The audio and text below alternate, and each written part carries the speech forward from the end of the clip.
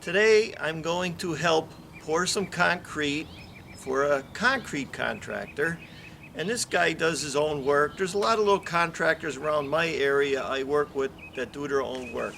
I don't bid on concrete jobs anymore. I'm up in my later 60s now, but I'll go around and I'll help some friends. 2 hours, 3 hours, that's about it. But what I want to do is talk about what goes on when you're working with other contractors. Now, I worked in Florida, I worked in New York City, I worked in New Jersey, I worked in Pennsylvania.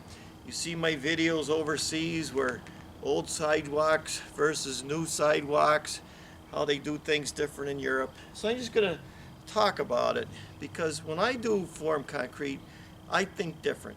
And I usually show up on a job the day before, look at it. I give them my opinions, what they should do and what they shouldn't do, and then it's up to them.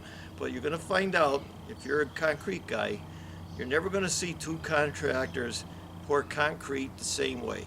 I don't care. I worked with unions. I must have worked with 100 different concrete contractors, plus all the little things I've done in life.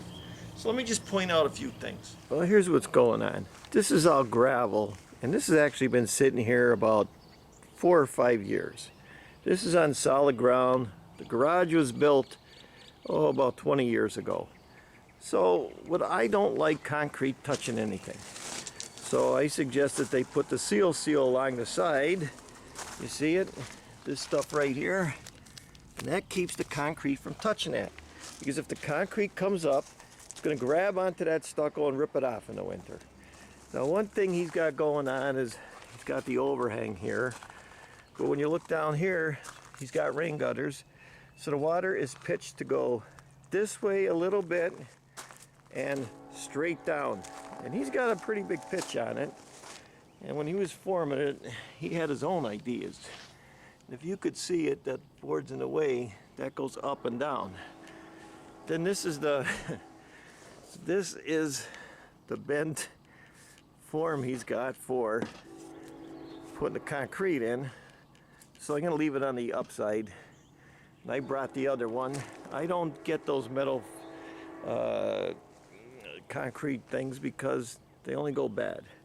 I always suggest to put these metal strips in. And he came over here and he put some cement there to hold it a little better.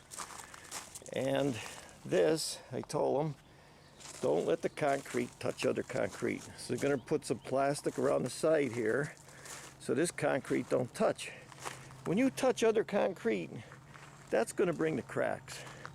Now, this concrete was poured, I'd say, 20 years ago, and look at it, it's all cracked, it's all peeling up.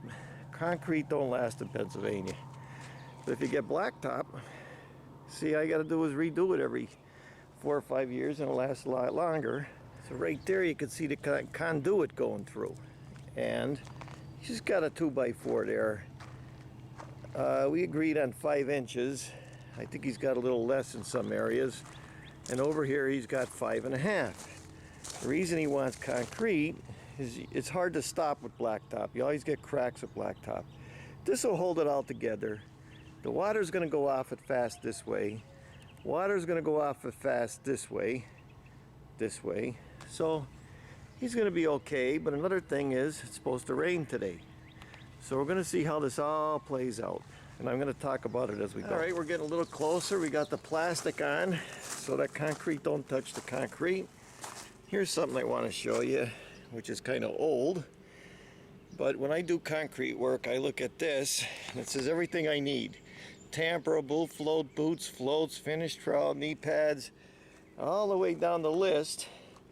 This is one of the things that help me not to forget things. So from that list, I got all the tools here that I need so I don't forget anything. And here's the contractor right here. What's going on here today on us, Mike? Let's just get this flattened out and get out of here. We already got paid, so let's get out of here. Back up.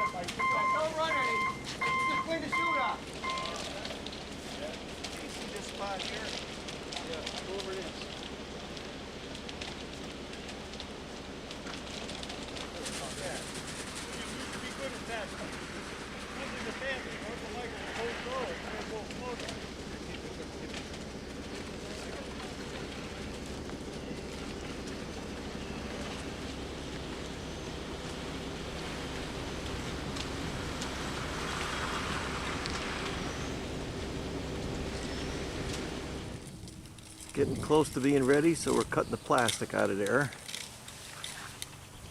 Uncle Michael was supposed to pay me today. Honest Mike's supposed to pay you. No one's seen Honest Mike since the lady gave him the money. We're gonna have to go looking for him then. Yeah, where's that Honest Mike? I want to kill him.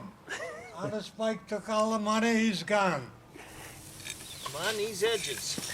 You don't take no chances with concrete. You get on it as soon as you can.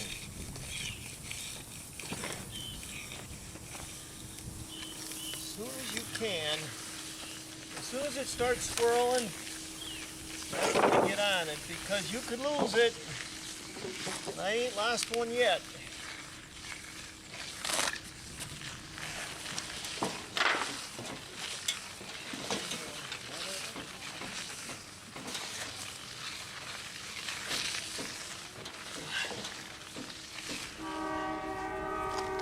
Got my divider in here because I'm going to tell you something. I seen it the next day where you come in the concrete to be cracked. So at least that holds it off for a while. And I start, like I keep preaching, I'm an old man, but as soon as that concrete's ready, you get on it. Even before it's ready. Because someday if you don't, you're going to lose it. So that's it. When I do a job, I don't care. I'm not a broom guy. I like to swirl it. You have to swirl it anyway to do a broom job. Swirler makes a nicer job, I think. That was the old school, because the new school people go towards the broom, but the old people wouldn't let you do that. You had to kind of match the stone sidewalks at one time. So that's it for this job. Well, we're back a couple hours later. And we're keeping it wet. Let it stay wet overnight. But the good thing is, Honest Mike did come back. He was out doing one of his other businesses, but he did come back and pay us. Well, a lot of people's wondering what Honest Mike is up to today. Hi, Honest Mike. Can I have one of them ice creams? Yes, you may, Mr. Okay, Haduck. thank you very much. Thank you. Okay. You have a wonderful day, Mr. Haduck. Thank you, Honest Take care Mike. now, right?